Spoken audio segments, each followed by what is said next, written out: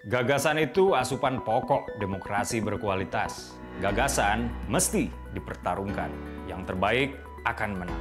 Semakin banyak politik gagasan mengisi panggung, politik identitas tak punya tempat bernaung. Simak Gagasan UKI. Assalamualaikum warahmatullahi wabarakatuh. Salam sejahtera untuk kita semua. Om Swastiastu, Namo Buddhaya, salam kebajikan. Teman-teman, untuk kamu kaum nasionalis, ada kabar baik nih. Setelah lumayan agak lama dinilai tersendat komunikasinya ya antara PSI dan PDIP, akhirnya sendatan tersebut mulai terkikis. Ketua Umum PSI yang baru, Mas Kaisang Pangarep, kemarin banget Kamis ya bertemu dengan Ketua DPP PDIP Mbak Puan Maharani. Bersama Mas Kaisang hadir pula Wakil Dewan Pembina PSI Grace Natali, anggota Dewan Pembina Giring Ganesha, dan Isyana Bagus Oka, juga ada Sekjen PSI Bro Raja Juli Antoni.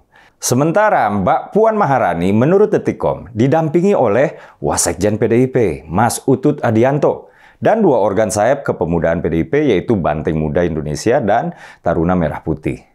Pertemuan yang berlangsung di sebuah restoran di daerah Cikini, Jakarta Pusat tersebut berlangsung hangat dan penuh dengan aura persahabatan dan juga atmosfer reunian.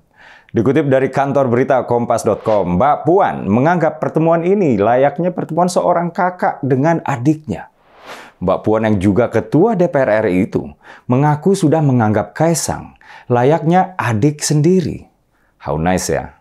Sementara dari PSI, Mas Kaisang mengaku meminta nasihat dari tokoh-tokoh dan partai yang jauh lebih senior daripada dirinya dan partainya tersebut. Kata Mas Kaisang, iya ketemu Puan. Jujur, buat saya balik lagi ya, kami kalau ada kesempatan ketemu ya minta wejangan, minta nasihat, kata Mas Kaisang. Gak cuma itu, Mas Kaisang selaku Ketua Umum PSI meminta maaf langsung kepada PDIP. Dikutip dari kantor berita CNN Indonesia, Mas Kaisang meminta maaf ke Mbak Puan langsung. Karena ya kader-kader PSI yang disebut-sebut sempat mencela PDIP.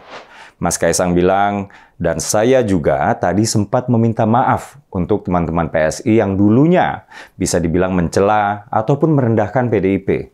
Saya dari PSI meminta maaf kepada Mbak Puan secara langsung dan teman-teman PDIP yang lainnya, kata Mas Kaisang. Nggak berhenti sampai di situ, Mas Kaisang juga telah mendisiplinkan kader-kader PSI yang berpolitik dengan konfrontatif. Ya, saya paham.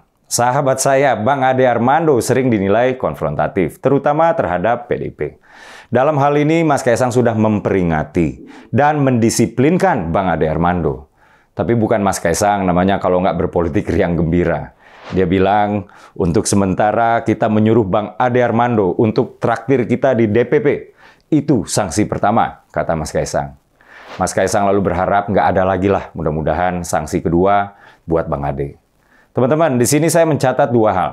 Pertama, sejak didapuk menjadi Ketua Umum PSI, Mas Kaisang rajin menemui relawan-relawan pendukung Pak Jokowi. Dan adapun parpol yang paling pertama ditemuinya adalah PDIP.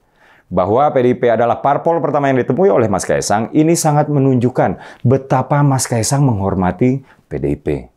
Tentu ini adalah pertanda baik untuk kaum nasionalis, seperti saya misalnya yang sangat menghormati PDIP.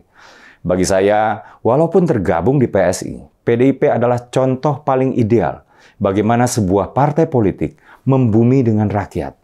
Sewaktu saya di Solo menghadiri acara ulang tahun organ relawan teman Ganjar, saya melihat sendiri bagaimana Pak FX Rudi begitu dicintai oleh warga Solo. Saya melihat sendiri bagaimana Pak FX Rudi begitu sangat melayani warga Solo. Rumahnya selalu terbuka untuk warganya. Setiap warga yang berkunjung ke rumahnya pasti dilayani. Setiap keluhan pasti didengarkan dengan seksama. Kadang terpancar ya keletihan dari wajah Pak Rudi. Tapi begitulah Pak Rudi, seorang mantan security yang pernah menjadi wali kota Solo dan kini adalah Ketua DPC PDIP Solo. Maka nggak heran, kemanapun Pak Rudi pergi, selalu datang berbondong-bondong warga Solo yang ingin bersalaman bahkan mencium tangan Pak Rudi. Saya belajar dari beliau, begitulah seharusnya partai politik, tidak berjarak dengan rakyat.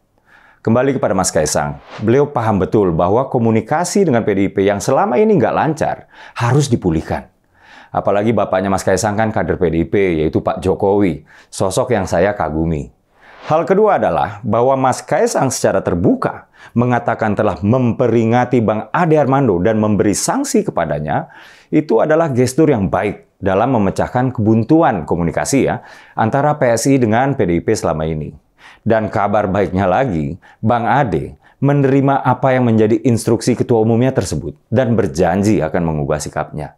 Saya juga salut sama Bang Ade yang nggak merasa lebih pintar sendiri dibandingkan anak muda 29 tahun. Akhir kata, izinkan saya meniupkan lagi optimisme nasionalis bersatu dalam Gagasan UKI episode kali ini. Mengutip mantan Presiden Amerika Serikat yang kelima, James Monroe, "It was by one union that we achieved our independence and liberties, and by it alone can they be maintained." Hanya dengan satu persatuan, kita dapat mencapai kemerdekaan dan kebebasan. Dan hanya dengan satu persatuan, kita dapat mempertahankan kemerdekaan dan kebebasan tersebut. Saya Dede Prayudi.